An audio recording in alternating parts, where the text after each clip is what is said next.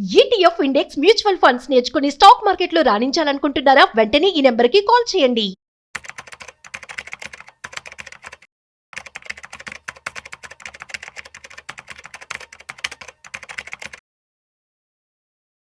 నమస్తే, welcome to Suman TV. నేను విష్ణు. ప్రస్తుతంతో పాటు senior stock market analyst Sundararamareddy గారు ఉన్నారు. సార్తో మాట్లాడదాం. సార్ నమస్తే. సార్ సుందరరామరెడ్డి గారు నమస్తే. సుందరరామరెడ్డి గారు, ఏంటి ఈ మధ్య డిమాట్ అకౌంట్ల సంఖ్య కూడా బాగా తగ్గుతోందంట. గత 5 సంవత్సరాలతో పోల్చుకుంటే ఈ 2025లో ఆగస్టులోనే పెద్ద మొత్తంలో డిమాట్ అకౌంట్ తగ్గాయంట. అంటే ఓవరాల్ గా మనకి ఒక 22 కోట్ల వరకు ఏమో ఉన్నాయి కదా డిమాట్ అకౌంట్లు, అంటే డూప్లికేట్స్ కలిపి. బట్ దాంట్లో ఒక 13 కోట్లు ఒరిజినల్ గా ఉన్నాయి, యూనిక్ రన్నింగ్ లో ఉన్నాయి. డూప్లికేట్స్ కలిపి 22 కోట్లు ఉన్నాయి.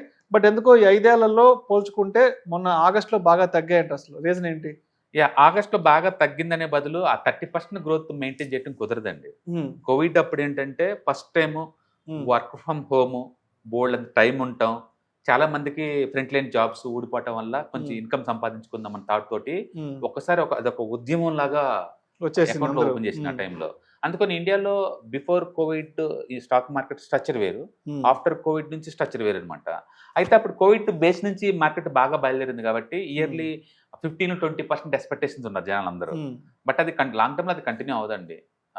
బహుశా ఒక 12-15% మనం ఎక్స్పెక్ట్ చేయొచ్చు లాంగ్ టర్మ్ పాయింట్ ఆఫ్ లో. కొంచెం నాలెడ్జ్ ఉన్న అటు ఇటు షిఫ్ట్ అవుతుంటారు కాబట్టి వాళ్ళు 20 దాకా మెయింటైన్ చేయొచ్చాము. కానీ but long term point of లో ప్రతి ఫండ్ దగ్గర నుంచి మనం ఎక్స్పెక్ట్ చేయదు. ఇండియాలో వరస్ట్ మ్యూచువల్ ఫండ్ అంటే 3 years కనుకుంటే యావరేజ్ మీద అంటే 12% దాకా వస్తుంది worst mutual fund. Even 10 years average డేటాలో కూడా 12% దాకా వచ్చింది అనమాట. అందుకని పబ్లిక్ ఏంటంటే ఇప్పుడు కన్జర్వేటివ్గా ఉంటేనే సస్టైన్ అవుతుంది లాంగ్ టర్మ్ పాయింట్ ఆఫ్ లో. అంటే యూనిక్ ట్రేడింగ్ అకౌంట్స్ మొత్తం ఇండియాలో ఈ పాయింట్ ఆఫ్ టైంలో 12 కోట్లు, దట్ ఈస్ హైయెస్ట్ అండి ఫర్ ఎవర్. అంటే డూప్లికేషన్ అకౌంట్స్ బిఎస్సి డేటా ప్రకారం అయితే 22 కోట్లు అండి. కాబట్టి అకౌంట్లు అయితే కంటిన్యూ అవుతున్నాయి. బట్ గ్రోత్ స్లో అయింది. గ్రోత్ స్లో అయింది. ఒకప్పుడు 30% గ్రోత్ ఉండేది, ఇప్పుడు అది 29% గ్రోత్ వచ్చింది. పర్టికులర్ ఈ ఆగస్ట్ లో ఏంటంటే అంటే కంపేర్ టు లాస్ట్ ఆగస్ట్ తో పోల్చుకుంటే 5 years లోయెస్ట్ లో ఉంది. అఫ్ కోర్స్ 14 నెలల నుంచి మార్కెట్ లో ఎలాంటి రిటర్న్స్ ఇవ్వలేదు. కొత్తగా వచ్చిన వాళ్ళందరూ లేదు, బ్యాంక్ లో పెట్టుకున్న 8%-7% తో పోల్చుకుంటే ఎంతకంత ఎక్కువ రావాలని ఎక్స్పెక్ట్ చేస్తారు. ఒక పక్క గోల్డ్ ట్రెడిషనల్ అసెట్ బీభత్సమైన అప్రిషియేషన్ నడుస్తుంది. ఇలాంటి టైంలో కొత్త కంటిన్యూ చేయమంటే వాళ్ళు చేయరు. అంటే బేసికల్ ఏంటంటే మ్యూచువల్ ఫండ్ లో మోర్ దెన్ 5 years వాళ్ళు చాలా తక్కువ మంది ఉంటారు. అందరు షార్ట్ టర్మ్ లో ఎక్కువ మంది ఉంటారు కాబట్టి వాళ్ళు డిసప్పాయింట్ అయ్యారు కాబట్టి ఇది అవుతుంది. బట్ ఒకసారి మార్కెట్ మళ్ళీ ఆల్ టైమ్ హై బ్రేక్అవుట్ అయింది అనుకోండి, మళ్ళీ ఎక్కువ మంది ఇది అట్రాక్ట్ చేస్తూ ఉంటుంది.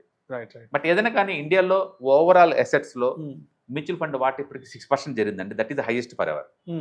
అంటే ఇండియాలో 12 కోట్ల మంది యూనిక్ ఇన్వెస్టర్స్ అకౌంట్ చేరిని, that is highest for ever. Growth slow అయిందనే కానీ గేమ్ అయితే కంటిన్యూ అవుతూనే ఉందండి. కాబట్టి మనం డిసప్పాయింట్ అవడానికి ఏం లేదు డేటాలో. సో మీరు ఎలాగో మ్యూచువల్ ఫండ్స్ గురించి మాట్లాడారు కాబట్టి మ్యూచువల్ ఫండ్స్ ఇన్వెస్ట్మెంట్ పెనిట్రేషన్ కూడా జూలైతో కంపేర్ చేసుకుంటే ఆగస్ట్ లో బాగా తగ్గిందంట. ఆల్మోస్ట్ ఒక 22% డౌన్ అయిందంట. ఏంటి రీజన్? అదే అంటుంది, వరల్డ్ వైడ్ గా అన్సర్టనిటీ నడుస్తుంది. ఈ ట్రంప్ రోజుకు డైలాగ్ కొడుతున్నారు. మార్కెట్ ఏమో ఫ్లాట్ గా ఉంది 14 months నుంచి. ఆ 25,000 చుట్టూ రన్ అవుతుంది లాస్ట్ 14 months నుంచి.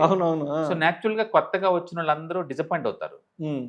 అంతకుముందు ఎలా ఉండేదంటే బయట రూపాయి వడ్డీకి ఇస్తే ఇక్కడ వెంటనే వస్తుంది కదా అన్నట్టు ఉండేవాళ్ళు.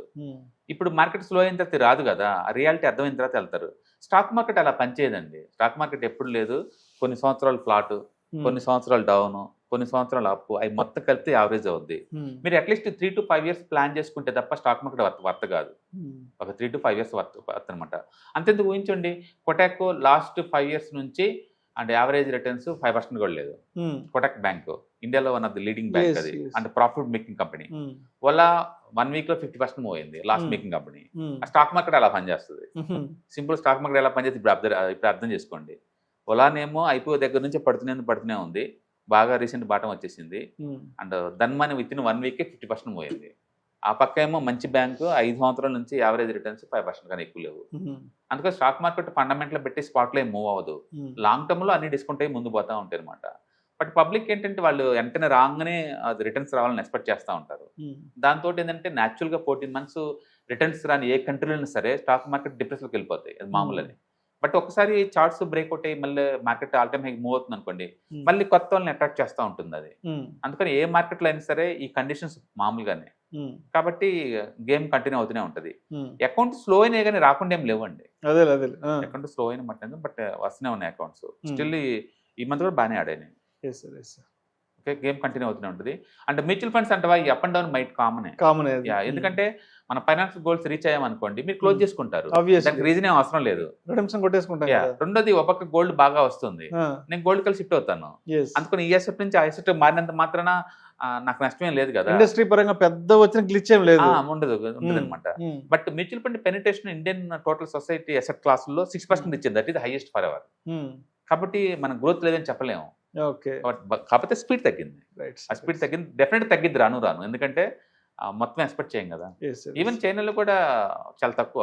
బేసికల్గా ఏషియన్ కంట్రీలోనే స్టాక్ మార్కెట్ లో పెనిట్రేషన్ చాలా తక్కువ ఉంటుంది. మనం వెస్టర్న్ కంట్రీస్ లో కంపేర్ చేయలేము. ఎందుకంటే మనం ట్రెడిషనల్ గా real estate, gold, bank deposits వీటిలో ఉండే వాళ్ళు ఇన్వెస్టర్స్ మన వాళ్ళు ఎంత అడ్వాన్స్ అయినా సరే మొత్తం తెచ్చి మార్కెట్లో ఏం పెట్టరు కదా. ఈ మార్కెట్లో వాలటిలిటీని వాళ్ళు రీడ్ చేయలేరు. అందుకని న్యాచురల్గా మార్కెట్ డల్ అయినప్పుడు తక్కువ మంది ఇన్వెస్ట్ చేయడం, పెరిగినప్పుడు ఎక్కువ మంది ఇన్వెస్ట్ చేయడం లాంటివి జరుగుతూ ఉంటాయి. అది జనరల్ గా ఉండే ఫినామినా, దానికి పెద్ద మన ఇంపార్టెన్స్ ఇవ్వాల్సిన అవసరం లేదు. అంటే గేమ్ అయితే కంటిన్యూ అవుతుంది. బట్ యాక్చువల్గా ఈ టైంలోనే బెస్ట్ టైం అండి. మార్కెట్ ఎప్పుడైనా డ్రాప్ అవుతున్నప్పుడు లేదా ఎలాంటి రిటర్న్స్ లేనప్పుడు ఎక్కువ యూనిట్లు గ్యాదర్ చేసుకున్నాం అనుకోండి, నెక్స్ట్ ఇయర్ డెఫినెట్గా గోయింగ్ టు రాక్. అందుకని మీకు ఎంతకంత టెక్నికల్ నాలెడ్జ్ ఉండి హిస్టరీ రీడ్ చేయడం వస్తే అనుకోండి, మీకు అప్పుడు ఆపర్చునిటీ కనపడతా ఉంటుంది. మన ఫ్యూచర్ ఎలా ఉంటుందో మనకు తెలియదు, బట్ ఫ్యూచర్ నువ్వు ఎలా ప్రిడిక్ట్ చేస్తావంటే హిస్టరీని రీడ్ చేయడం ద్వారా ఇప్పుడున్న కండిషన్లో హిస్టరీలో ఉన్నప్పుడు ఏం జరిగింది నెక్స్ట్, ఇప్పుడు అది డూప్లికేట్ అవుతుంది. అట్లా అలా నాలెడ్జ్ ఉన్న వాళ్ళు అయితే కంటిన్యూ చేస్తారు, గేమ్ ఎవరు ఆపరు. అంటే మోర్ ఎవర్ మనకు లాంగ్ టర్మ్ లో ఒక రిటైర్మెంట్ గోల్, ఒక కిడ్ ఎడ్యుకేషనల్ గోల్, ఒక హౌసింగ్ కొందామని గోల్, ఇలా గోల్ ఓరియంటెడ్ అయినప్పుడు ఈ పెరిగినా పెరగకపోయినా నేను ఏం చేస్తానంటే యూనిట్స్ గ్యాదర్ అవుతున్నాయా లేవా, అదొక్కటే కదా మనం చూడాల్సింది. అందుకని ఎవరైనా సరే 2 కోట్లు అవ్వాలి, 5 కోట్లు అవ్వాలి అలా అనుకునే బదులు ఒక టాంజిబుల్ గోల్గా పెట్టుకోవటం బెటర్. ఒక రిటైర్మెంట్ కల్లా ఇంత రావాలి, ఒక హౌస్ కొంటా నాకు ఇంత కావాలి, అలా పెట్టుకున్నాం అనుకోండి మనకు హౌస్ వచ్చేంత వరకు మనం పెట్టుకుంటూ పోతూనే ఉంటాం. మార్కెట్ డల్ అయినా అప్ అయినా మనం డిసప్పాయింట్ అవ్వం అనమాట. అందుకని యూనిట్స్ గ్యాదరింగ్ మీద ఫోకస్ చేసుకోండి, డెఫినెట్గా వర్త్. కోవిడ్ అప్పుడు 38% పెడితేనే విత్ ఇన్ 5 months లో రికవర్ అయిపోయింది. అందుకని ఎంత డీప్గా పడితే అంతే డీప్గా అవుతుంది. అండ్ వరల్డ్లోనే హైయెస్ట్ జీడిపి గ్రోత్ అండి, ఇక్కడ కాకపోతే ఇంకెక్కడ పెరగాలి చెప్పండి. అలాగని చెప్పేసి స్పాట్లో స్టాక్ మార్కెట్లో రియాక్ట్ అవ్వాలని అవసరం లేవు వాటికి. ఓకే, అందుకని మార్కెట్ ఎప్పుడు సైక్లికల్ నేచర్ ఉంటుంది కాబట్టి ఫ్లాట్ ఉండటం, పెరగటం, తగ్గటం కామన్. 22లో కూడా మార్కెట్ 1.5 year ఆగిపోయింది, 22లోనే అంటుంది. కాబట్టి హిస్టరీ రీడ్ చేయండి, మీకు ఆన్సర్ దొరుకుతుంది. డెఫినెట్గా ముందు రోజుల్లో మార్కెట్ ఈజీగా ఆల్ టైమ్ వెళ్తే మంచి రేటింగ్ వస్తుంది.